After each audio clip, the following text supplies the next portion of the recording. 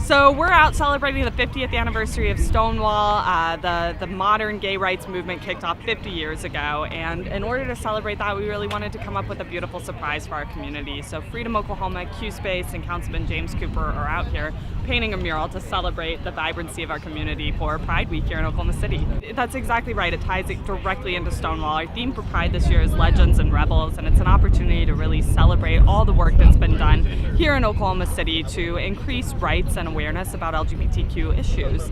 So much work has been done. These things don't happen by accident. People have to move our government, and they have done so much incredible work here in Oklahoma City to do exactly that. Things are better than they were 30 years ago when Pride first started, but we have a lot of work left to do, and this year's celebration is a celebration of all the work we've done, but also a recognition that there's more left to do for equal rights for our community. When I first realized I was gay, don't ask, don't tell was the law of the land. Marriage equality was completely unimaginable. Same-sex parents that were non-biological parents could not have equal access to their children, and we had that changed here in Oklahoma by the brave work of people like Charlene Rainey, who took their case all the way to the state Supreme Court and won, by work on the national level with the overturn of Don't Ask, Don't Tell, and bringing marriage equality all the way to the United States Supreme Court. These are huge gains for our community, and we're so proud of them. But we know we still have so far to go when there's a ban on trans service members in the military, when there aren't federal protections for people like us from being fired or denied a job for who they are. There aren't federal protections and public accommodations for the LGBTQ community. We have to pass the Equality Act. We know we have more to do. Well, it was important to do it today because, when I ran for office, people told me that schools and public transportation and homelessness and walkability were their top concerns. And as I dug down into those numbers with homelessness and toured places like Homeless Alliance, I found out that 40% of our youth homelessness is LGBTQ. And when I learned that, I was pretty devastated. And that usually happens either because a parent or guardian either kicks out their child because they have a different interpretation of a particular religious text, or the child is allowed to stay at home, but they're not allowed to love who they love.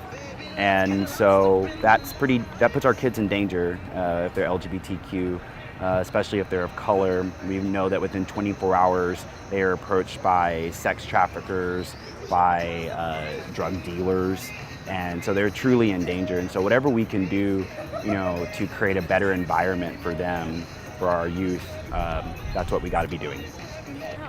I would encourage any lesbian, gay, bisexual, transgender person who's looking for community to reach out to Freedom Oklahoma, to reach out to Q Space, to reach out to the Diversity Center.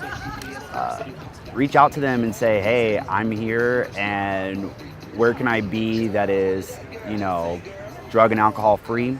Where can I be where there are other people my age and think and look like me? And I think they'll be able to plug them into some healthier environments. So the other colors, you have, for instance, the black and brown. Whenever Stonewall happened in 1969, there was this moment where gay and lesbians came together trying to figure out, well, what does this look like now? It's a movement. What do we do going forward? How do we commemorate the 3 days of protest and riot that happened at Stonewall? And there was, for the brief moments, the hints of solidarity, but very quickly, a lot of gay men turned their backs on lesbian women. They said, no, I'm sorry, you're still a woman, and we think we're better than you. They had borrowed a lot of those old sexist ideas from straight men.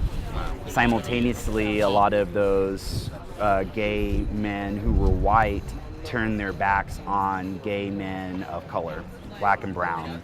And a lot of lesbians who were white turned their backs on women who were of color. And so by adding the black and brown to the flag, we're saying, yeah, enough's enough of that.